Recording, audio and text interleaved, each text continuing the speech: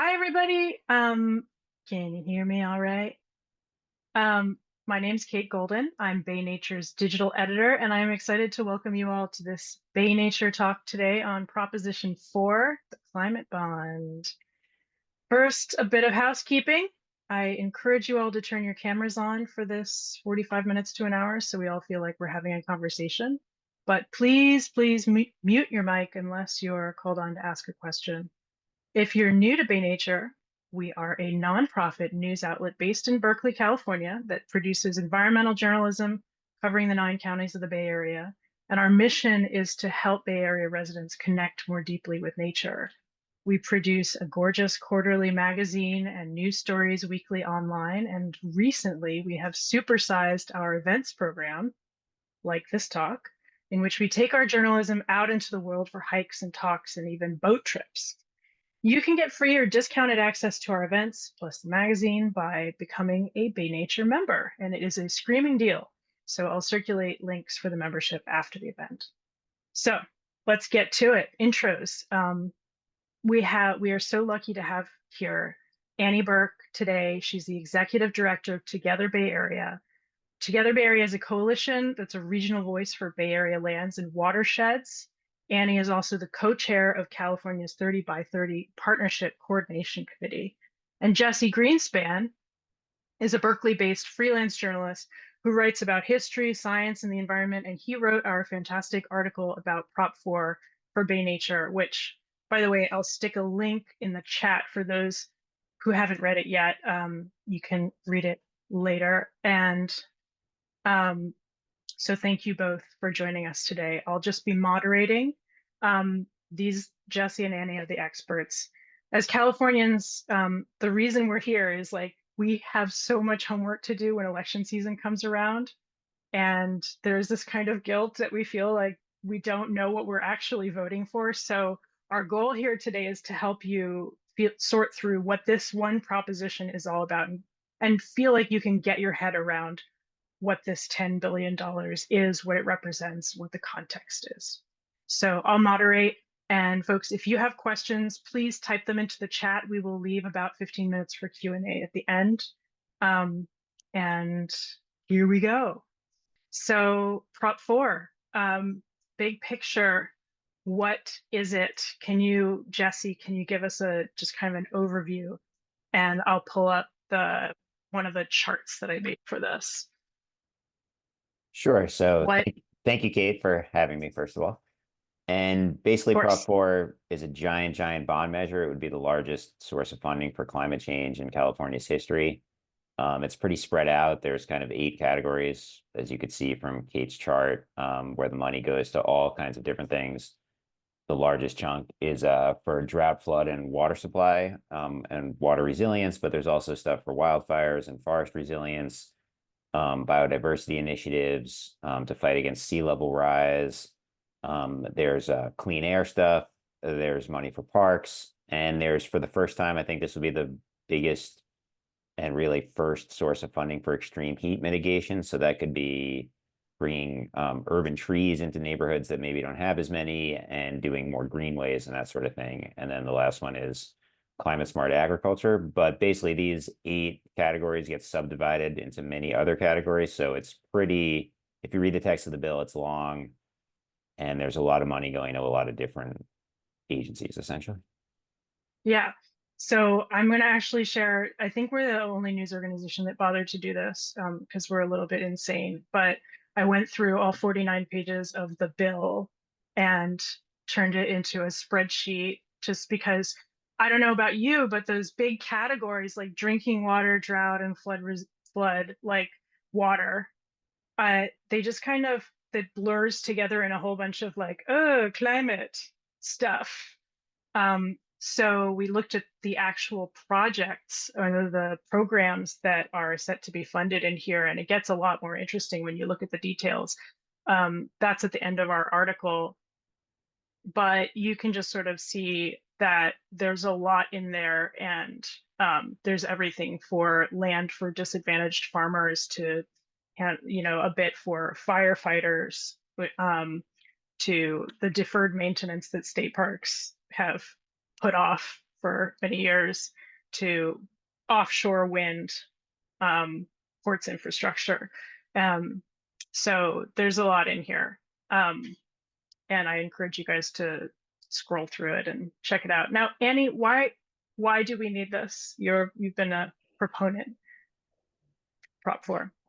Yeah, well, thank you for having me. It's great to be here. I'm a longtime Bay Nature fan, and I'm a recently minted Bay Nature member.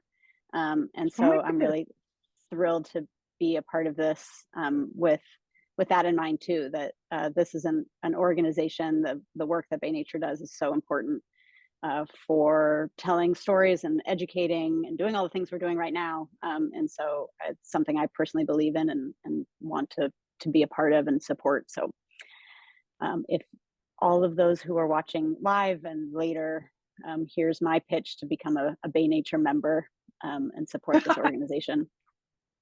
You're Um, doing a job for us. yeah, well, it's a reciprocal relationship that Bay Nature and Together Bay Area have, and so I'm really thrilled to be here and be a part of this. Why do we need Prop 4? Because we need to take care of the place that we depend on to live. Because we need to invest in natural resources and nature-based solutions to the climate crisis and the biodiversity crisis. Because lands don't just take care of themselves. Because we human and just to continue that thought, humans have been a part of and connected to and stewarding lands for thousands and thousands of years. We need Prop 4 because as a society, the Western society, American society, capitalism, we don't invest in these things. So we have to, just because we invest in things like military and God knows what else, iPhones, but we don't invest in the forests that clean our air and the creeks and streams and that provide us water. So we need Prop 4 because it's an investment in the natural systems that we need to address the impacts of climate change. And also because we need to invest in those things anyway, regardless of climate change, although we don't want to diminish or ignore climate change. And I hope we'll talk more about what, kinds of, like this is a proposition with, it's a bond measure. There's also, lots of other kinds of types of funding, which maybe we can get into, but why Prop 4 is because we need to invest in this stuff. And I'm guessing that a reader of Bay Nature magazine can understand the importance of that. But it's really, really, really critical work. Jesse, can you give us a little overview of how like this 10 billion would fit into the history of California's fight against climate change in terms, and we talk about climate adaptation and mitigation, and what we're talking about really it for this bond is adaptation side of things. Sure. So, as I pointed out in the article, California's kind of been doing this on a smaller scale for a long time, even when they weren't necessarily calling it climate change mitigation. So there's been obviously efforts to improve the water quality in the bay, which have worked, and there's more habitat and just more access. It's overall a much nicer place to be than when it was surrounded by garbage dumps, essentially. So I think, my sources told me that California really ramped up to thinking about this in the 90s. And then, I mean, once we get to the 2000s, um, it's interesting how many agencies are looking at this. There's a slew of bills coming out of the legislature. Um, yeah, so there's really has been a lot, and I think that's one of the things that kind of makes it confusing.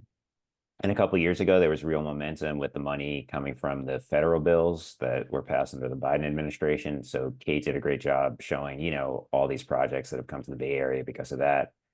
And Governor Newsom and the legislator said that they were going to invest $54 billion in climate change. And there's other programs as well, other bond measures. If you guys remember Prop 68 from a couple of years ago, or Measure AA. So there has been a lot of sources of money, and some of those programs are still putting money into the region, but I think the real impetus for this was that there's now a really bad budget climate when it was really good budget climate. It's kind of the California way, I guess, that fluctuates wildly. And so now with the budget cuts, everyone's worried that these projects aren't going to happen unless we have an alternative source of funding. So that's where the bond measure came from. Hmm. Annie, give us, I know you have been talking, like environmental advocates have been talking about a climate bond for a long time. It was originally supposed to be way bigger, actually, as big as this Mhm, is. Like, mhm. uh, talk about how this came together and were you like satisfied? Is it big enough? No, it's not big enough. We need way more investment than $10 billion. And it's what was politically realistic, given a lot of other, you know, other things, Yeah. including, as you mentioned, when we were preparing, that there's also another bond on our ballot for education. So there's a lot going on here. Um, what we're all voting on now is the result of years of work, and so it Jesse's right in that the state budget situation, definitely created the context for this, and it's something that we have known that we've needed for years and years. We just bond measures and the funding that comes from them are these pulses, can be a pulse of significant investment in capital projects. So it's really the new new restoration projects, new parks, new trails, new, like, the kind of investment in capital that doesn't. Well, I don't know. I think that bonds can play a really important role in kind of making a major investment in nature and nature-based solutions. Um, the Both Assembly and State Senate have been talking about a climate bond. Want to give credit to Assembly Member Eduardo Garcia, as well as Senator Ben Allen, Assembly Member Diane Pappin, and many others. There's kind of too many to count quickly here or name quickly, who have been serving as leaders in the Senate and the Assembly. There's been organizations from around the state, with lots of different focuses and geographies working for this. And it really came together this, I guess, June, July. So that's summer, I guess, to really make the final push. And there were some late nights and a lot of, conversations, both out on Assembly floor, Senate floor, but also behind the scenes. And I think what we have is a pretty good bond measure. One of the things I'm hoping we can talk about is what do we mean by climate change, or what do we mean by climate? Because that means so many different things. So when we see in your charts, which are beautiful and very handy, thank you for making them, is that there's so many different kinds of projects and so many kinds of work that can be done. And while that can seem like a lot or not, or maybe unfocused, those are all things that get impacted by climate change. Like, climate change is not one, it's not just fire. It's extreme heat and sea level rise and, fluctuations, if I can speak, of extreme weather events. Like, there's just so many components to it, so that it isn't neat. I think in some ways climate change is kind of everything now because it affects everything. So it was a lot Yeah, of work, that's and I'm really glad to see it, on the ballot, of course. yeah, that is really anticipating one of the questions I had. I wanted to talk about how lopsided the support and opposition has been for this proposition. It's kind of unusual. Jesse, um, I remember the first draft coming in, and I'm like, can you please put some opponents in here? Yeah, it's one of those. There And what really was that hasn't like been, trying to find them? well, they're out there, but definitely the momentum seems to be on the pro Prop 4 side. I just actually took a look at the campaign finance stocks this morning, and there's been something like over $11 million pumped into the Right. yes on Prop 4 and $0 on the no side, which is Right. not necessarily surprising. I think that's sometimes how these ballot measures work, especially when one side kind of has the momentum and more of the financial incentive, I suppose. Right. But yeah, there does not seem to be an organized resistance. And the polls show so far, I saw one recently said it, I think 60% of people responded that they support it. So most people are thinking it's going to pass, but obviously it's no guarantee. I don't think, they don't do the same kind of polling, obviously, for Prop 4 that they do for the presidential election or anything like that. So, um, but yeah, I don't know, Annie, you could probably speak to this better than I can, but I think people are feeling pretty confident it's gonna pass. That's my sense too, although as we've learned in recent years, uh, it's not done until it's done. So I'm really glad that we're having this conversation and talking about it more. And I think everyone here, if it's something you feel moved to do, to talk to your friends and neighbors and colleagues and everybody, family about Prop 4. I don't want to take it for granted that yes, it's polling well, but we don't know Mm. until it's done. And Jesse, what ought the oh, sorry. just real quick, that to pass, it's a simple majority. So it's 50% plus one that it's needed. So when it's, as Jesse said, polling around 60%, that could be seen as a nice buffer between where it's polling and what it needs to pass. And at the same time, I just don't want to take it for granted or sit on our laurels. Jesse, what did you find for opposition? What did folks say? Well, there's a few kind of your standard anti-tax Republicans or anti-tax organizations that have opposed it essentially on the grounds of, it will add more debt to our already kind of debt-ridden state government.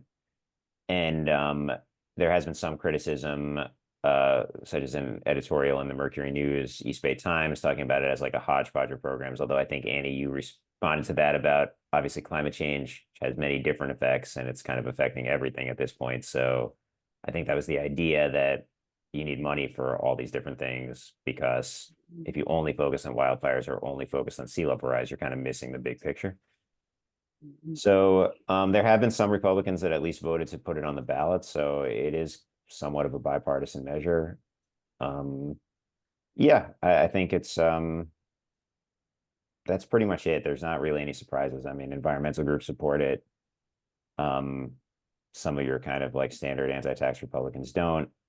I guess one thing I did notice, I mean, it seems somewhat of a missed opportunity that environmental groups don't coordinate a little bit better with the construction industry and labor, possibly because they've been on the opposite ends of the spectrum for so long. But this seems like one of those classic cases that would benefit both workers and environmentalists. And they don't really seem to be talking to each other that much. So that might be something because like you said, Andy, I'm sure these things are going to come up in the future. There's going to be more requests for more money, however it's done, bond measure or whatnot. And I've written articles before where there's like these coalitions of construction workers and environmental groups, and it really, I think, is effective. Politicians are, I think, surprised and they want to they want to support something that such a disparate group supports. So Hmm. I noticed I just got a glossy mailer from the firefighters who I wouldn't have necessarily like expected to be on board, except that they are receiving a pretty sizable chunk of money and of course they do benefit from more resilient forests in the mega fire era. yeah. So that was one of the interesting coalitions I saw. Annie, you have been working really hard to make $10 billion feel real, to help us understand what it could mean on the ground. And I was hoping that you could give us a few examples, take us inside the hodgepodge, and showcase some of the possibilities from the Together Bay Area's members. I'd be happy to.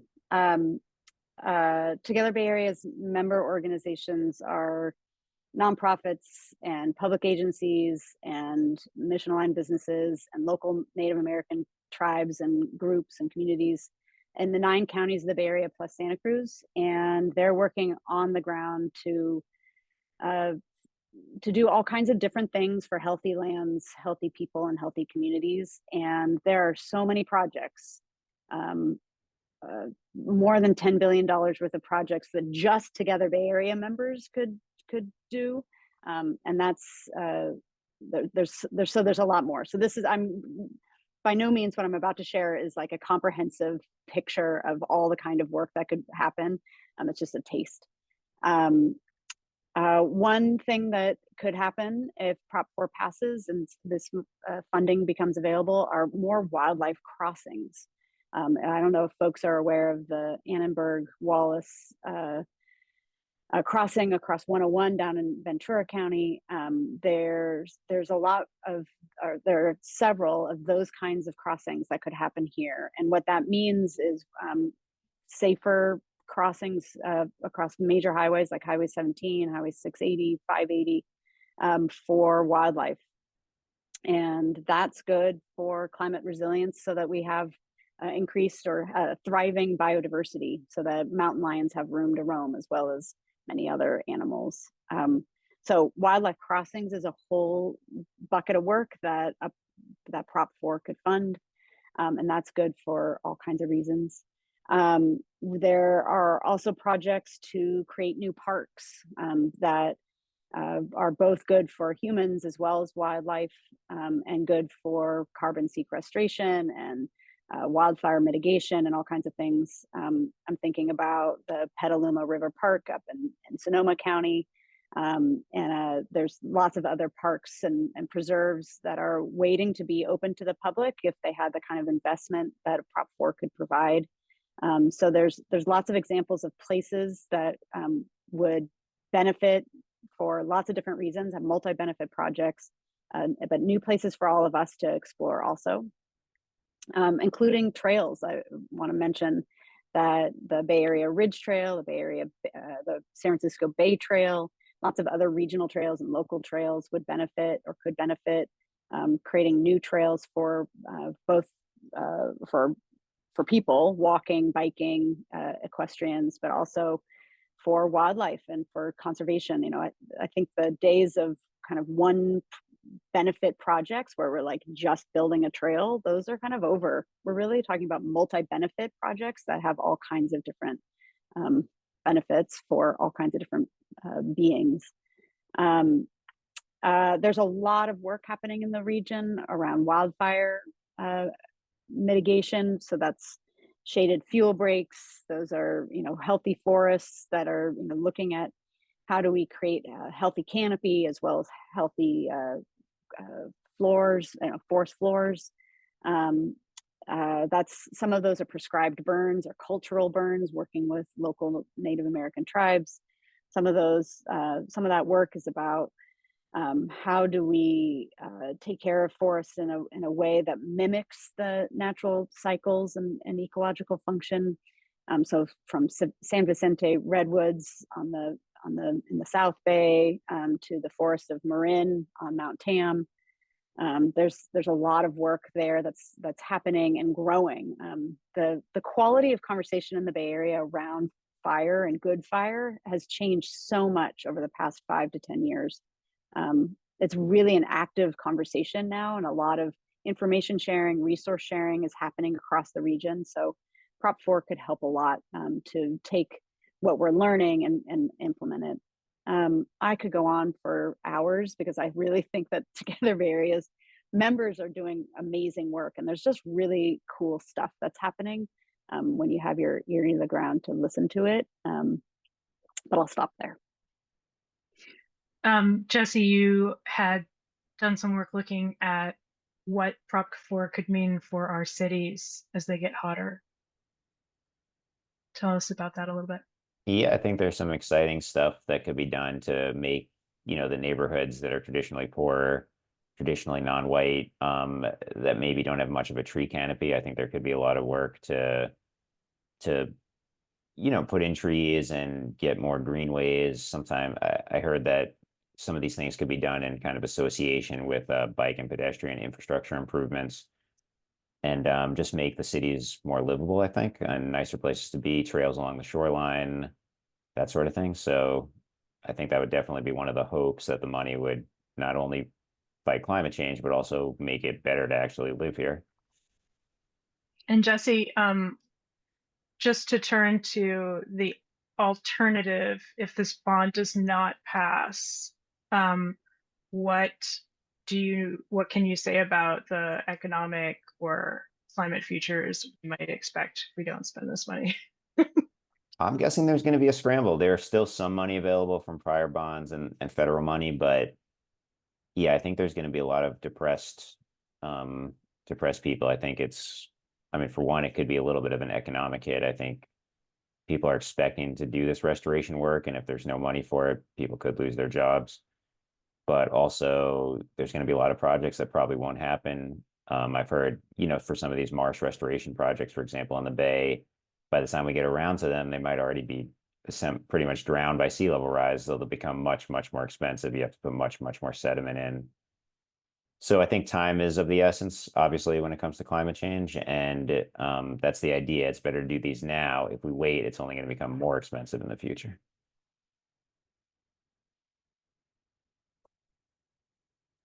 There was a number you quoted in the article about how, it's just comparing how much the bond costs, which is like 400 million a year for the next some number of years 40 years, I think. versus Yeah.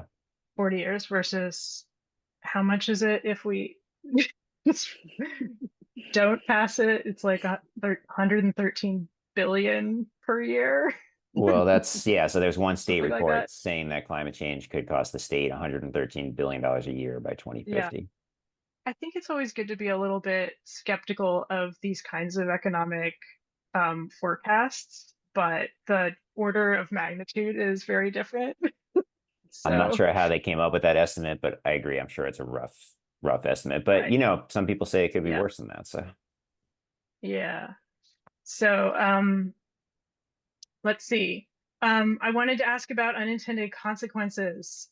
If we pass this bond, are we basically, Annie, are we giving the legislature a pass to lowball the baseline budgetary funding for climate priorities in the future? We could be, depending on how organizations like Together Bay Area and voters and many other organizations talk about this. I hope that no one sees Prop 4 as the one and only time we need to do this, or like that we can pass Prop 4 and check a box and say, "Yep, we're good. Climate change, got it." That's not the case. The scale of the problem and the pace at which we need to move, Jesse, I think you made a really good point. Like there's the cost today and the work we need to do today, and then there's the cost and what we would need to do, say, in 10 years or 20 years. And it's going to be different. And I mean, the living systems that we're living in, the dynamic living system that we're living in, is changing, and it's changing faster than we thought it was. So the importance of doing this work as soon as possible is just through the roof. I mean, we really need to.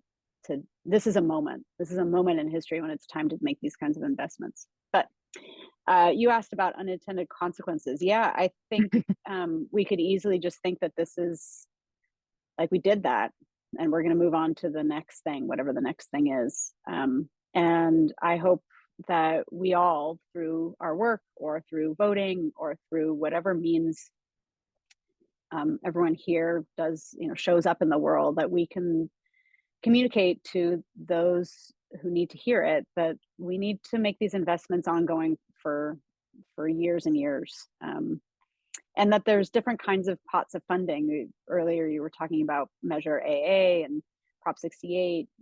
There isn't a one. Prop 4 is great in a lot of ways. It doesn't fund ongoing stewardship. It doesn't fund ongoing programs, because that's not how bonds are structured.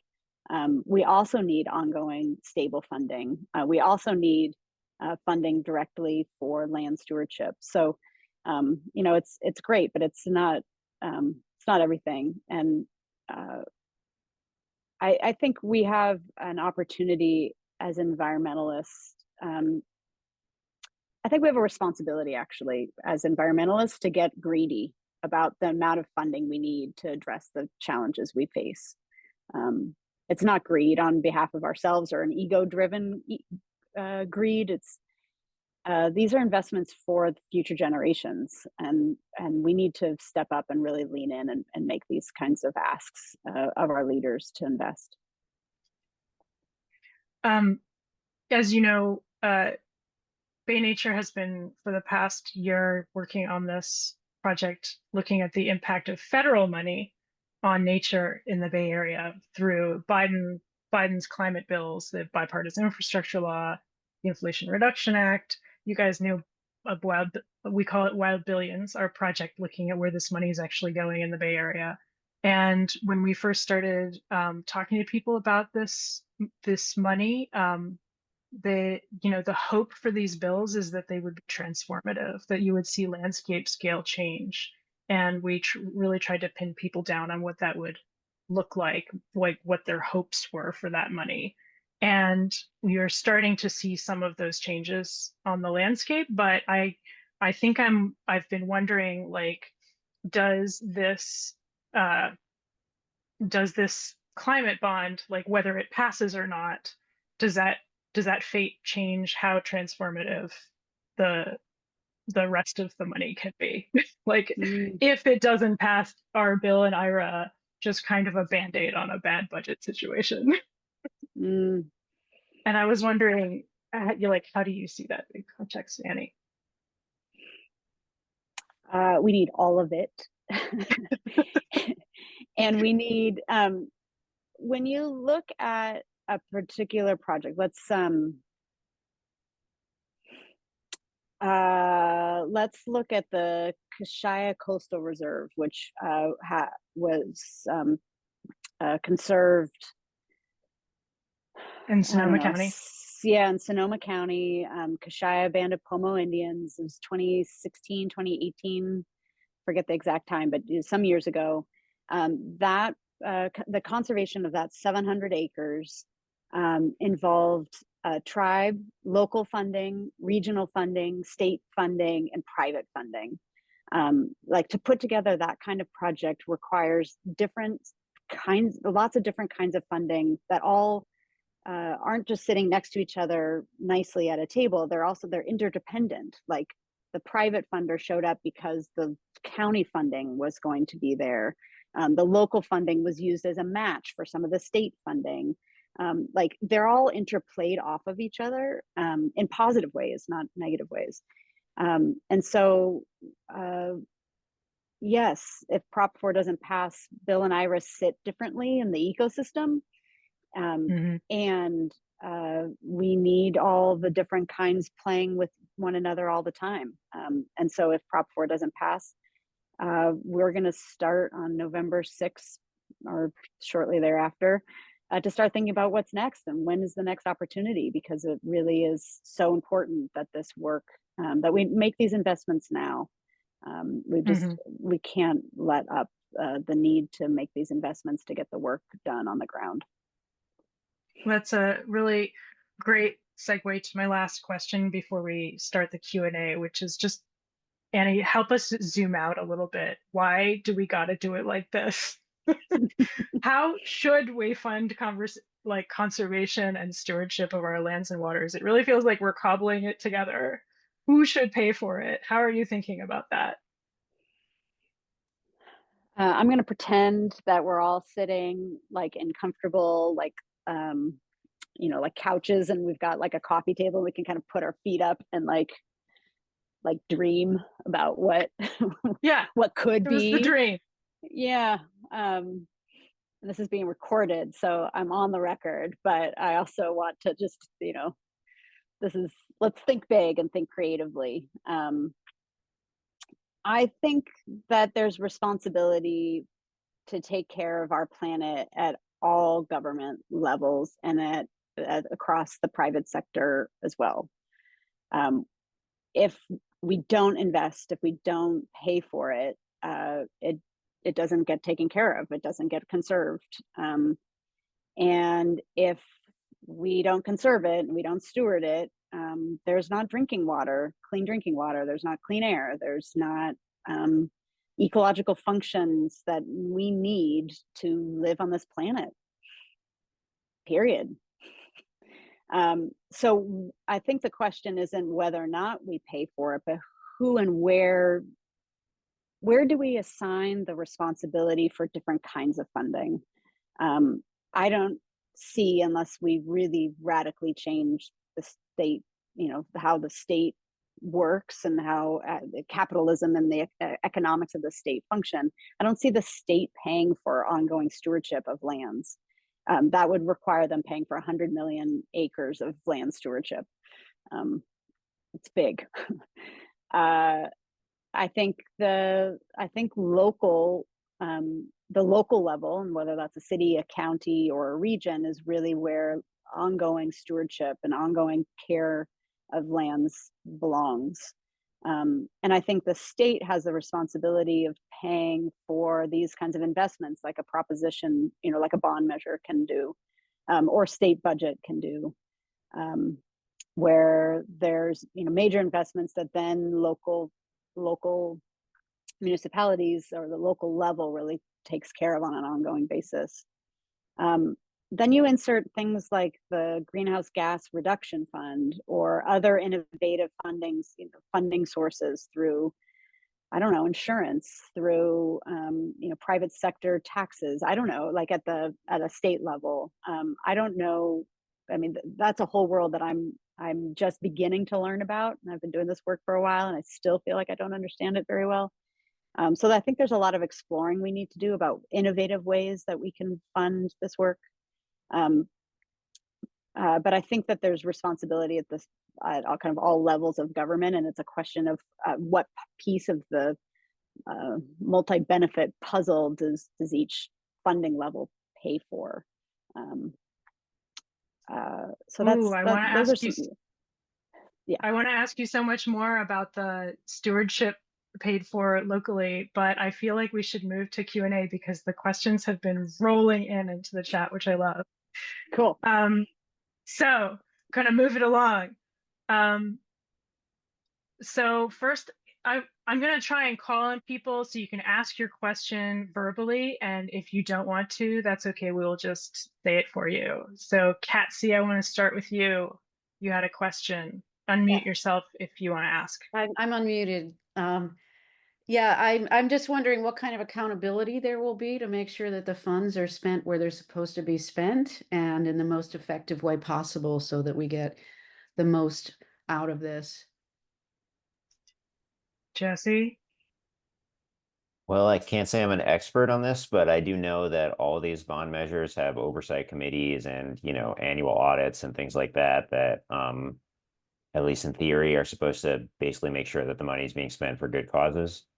And then the state agencies are going to have discretion, though, and I think it's still not entirely clear exactly where the money will go. So I guess that's also partly a job for journalists, and Bay Nature's done a good job of kind of tracking where the money goes for Bill and Ira. So maybe for Prop 4, it could do the same.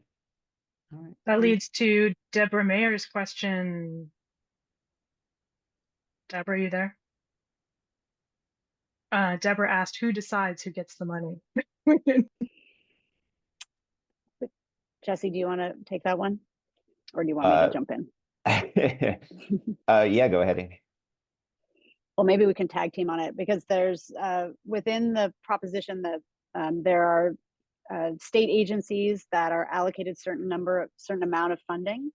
So like the State Coastal Conservancy, which we haven't talked about, but is a really critical partner in the Bay Area and up and down the state on implementation of things like Prop 4. So State Coastal Conservancy in Prop 4 will receive almost $1 billion.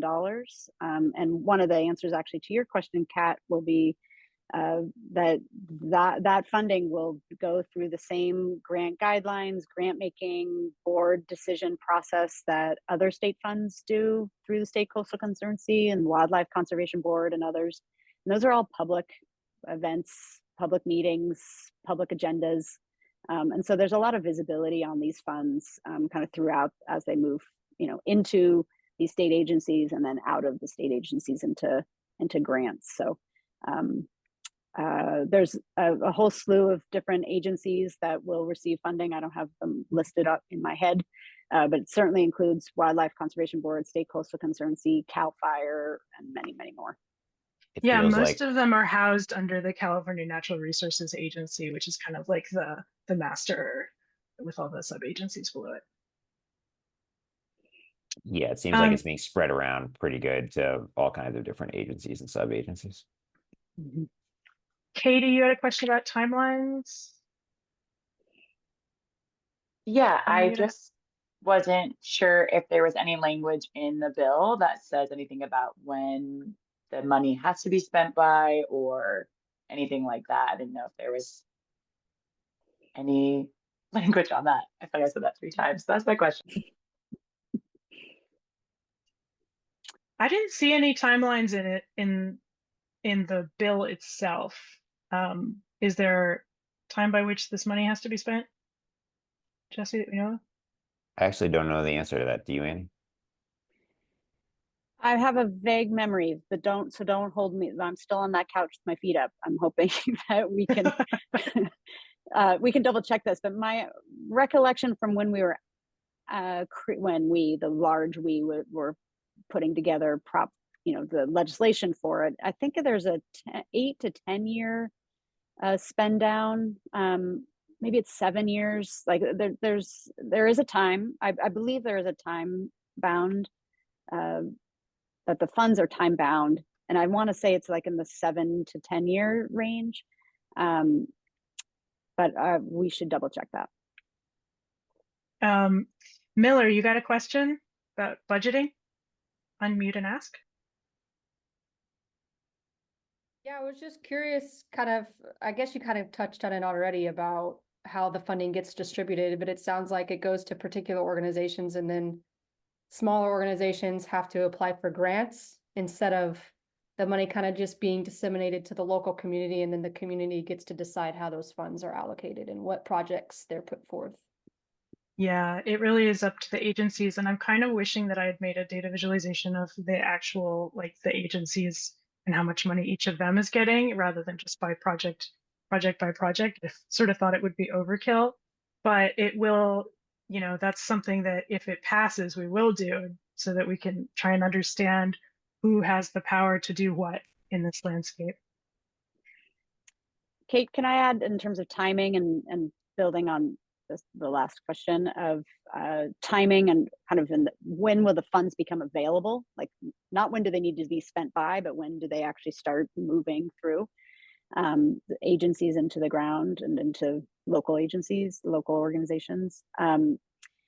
It's possible that some of the funds, depending on the state agency, could be available as soon as next summer, so summer 2025.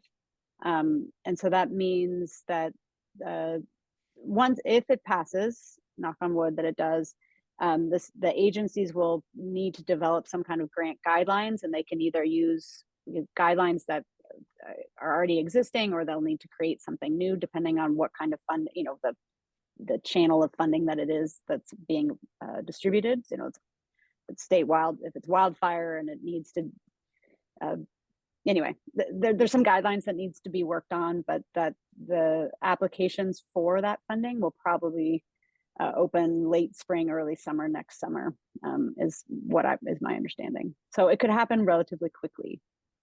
Mm-hmm. Question from Jeff Golden. Yeah, I'd like to know if Prop 4 has a set list of priorities baked in, or these things that are going to evolve. For example, resilience or disaster protection or minimizing carbon footprint, that kind of thing. Jesse, you want to take that? Sure. Yeah, it's baked in. It's pretty specific about which agencies are going to get the money and what their purview is. There's some definitely discretion about where it's going to end up, because the agencies will then distribute that, in the form of loans and grants and things like that. And I know that's one of the worries just making sure the process is accessible to people, because obviously the grant application process can be complicated.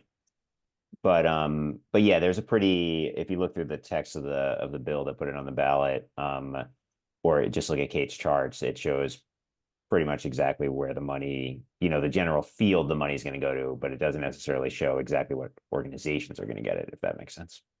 Yeah, it's really one case where the dollars define the priorities, and the top priority is clearly water. Yeah. Because there's a lot to do there. Let's see. Question from Elaine about, can we get oil and gas to pay for this? Do you want to, Yeah. can you So- maybe condense your question a tiny bit? Sure. So I lead a citizens climate lobby chapter in San Mateo County. And one of our big pushes is to get a price on carbon that starts out low and increases every year, so it doesn't shock the economy. And the government collects the money but doesn't keep the money, and distributes the money equally to everyone living in the US. So that's the national policy. I know in California we have cap and trade, but the price is only $25, and it's just specific industries, and it does not work.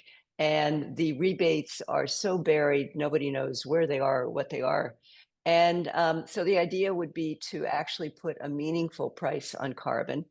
The state would collect it. And, Washington State has a price on carbon.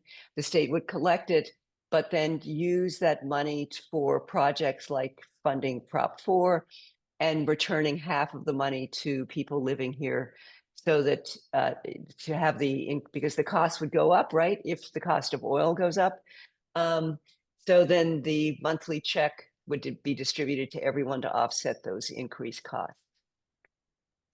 Annie, you want to field that one?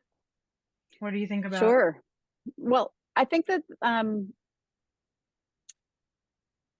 without getting to the specifics, because I'm not well versed in the specifics, I'll kind of take it from a zoomed out perspective, and that is that the ways that we have set up our economy and how money flows in the past, and gotten us into a place where we are in a climate crisis, are probably not the systems and economies that are going to get us out of this or transition to the next phase of economies that we need. And so I think we really need, as a collective, to think differently about how we fund the work that we need to do.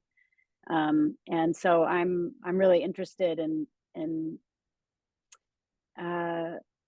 thinking differently, thinking similarly to what Elaine, you were talking about. And I think there's a lot of different opportunities out there at different scales for different reasons. And so I guess I don't have opinions right now about specifics about what you mentioned, but I think that the idea of retooling the system to support the things that we need to support now and going forward, that's work that we definitely need to do and do more of.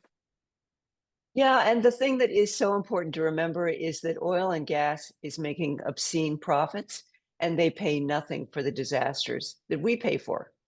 Mm-hmm. Anyway. Yep. I had a second question there too. Oh yeah, Anyway. Sarah Pierce, you want to ask a question? Sure. Yeah, hi. So, I'm sorry, Elaine, are you continuing? Okay. Yeah, I'm curious, Annie, do you know, was it intentional to not include the California Department of Fish and Wildlife? And if so, I'm kind of wondering, or I guess I'm wondering what the logic is behind that. And one of the main reasons is not only do they tend to be, one of the primary agencies working to support habitat restoration, and that also kind of overlaps into the coastal restoration and climate resiliency landscape.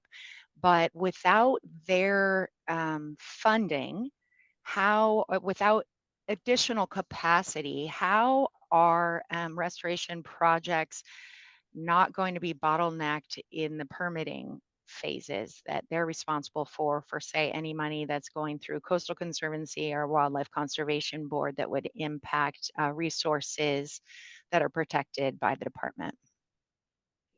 Well, there is There's a some lot in that money for question. DFW. There is money in the proposition for DFW, perhaps, but perhaps not for some of the things that you're hoping for. Certainly nothing specifically for permitting streamlining. Annie, do you have a comment on that? Yeah, without having the list of agencies in front of me, I think that my understanding is there's also funding for Fish and Wildlife. I think there's also, WCB, the Wildlife Conservation Board, lives within that department. So I think there is funding. And you bring up a really important point around permitting and the environmental.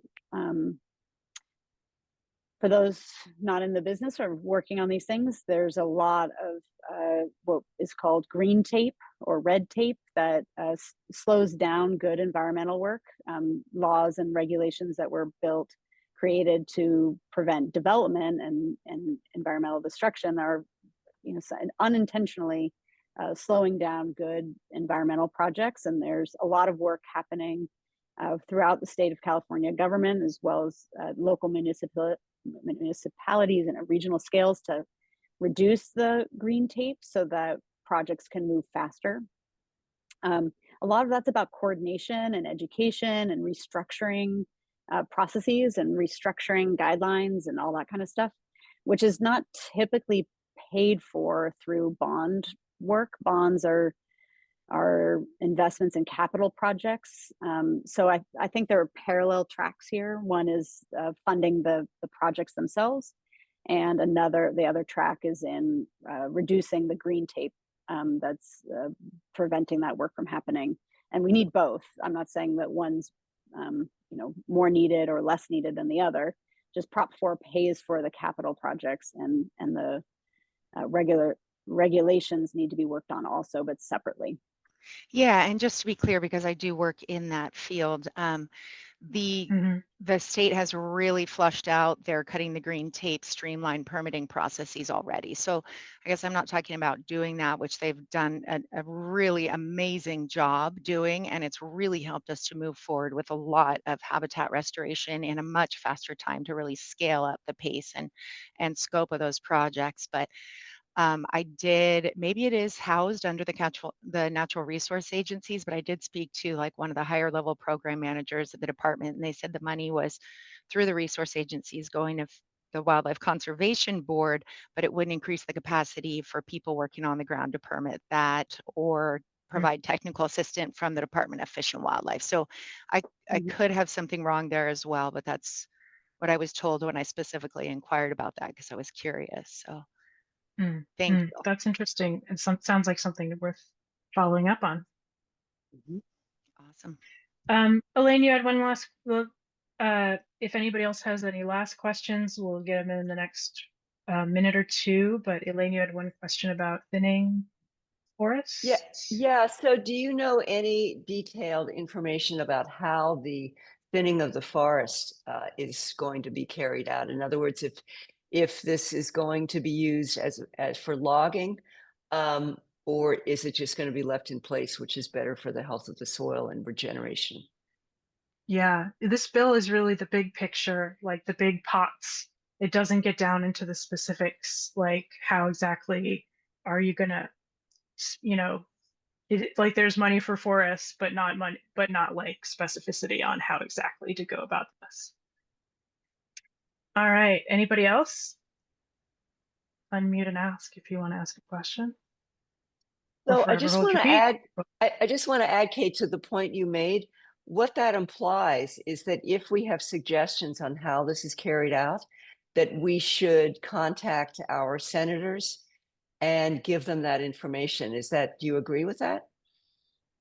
I guess I would say that the project by project, the processes, the government processes that are already in place to incorporate public comment are the processes I would expect to go through to do that kind of thing. There isn't anything like, this bill is really about where does the money go, and And as citizens, like, we still have to like look at what each of these agencies is doing on the ground and get involved with the public comment process any way we can. Annie, anything more on that?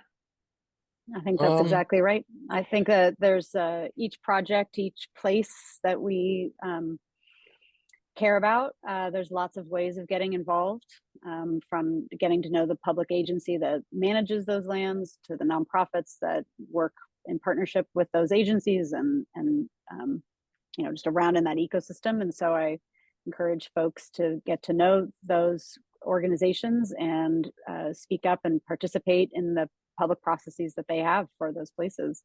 And there's lots of opportunities to do that. And you're right, Kate, this isn't happening. There's not a blanket policy. They're really a case by case, place by place kind of thing. Yeah. Well, I think we'll have to cut it short there. I'm so sorry if you had any other questions, but we're running out of time. So I just want to say thank you so much to Annie and Jesse for sharing your time and your expertise today. And also to Leah Keener in the background, our Bay Nature's events coordinator, who is the wind beneath our wings. Thank you to all of you for tuning in and joining this very wonky Bay Nature talk. It's not as sexy as maybe the bats or the bears, but it is really important.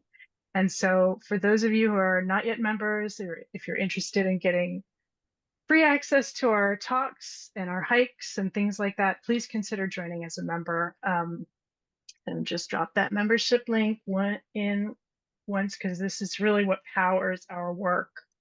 And I wanted to add that we will be sending out an email after the talk with links for you to learn more, the story, some of Annie's work, and the charts, of course. So thank you all for being here today. It's been really good talk.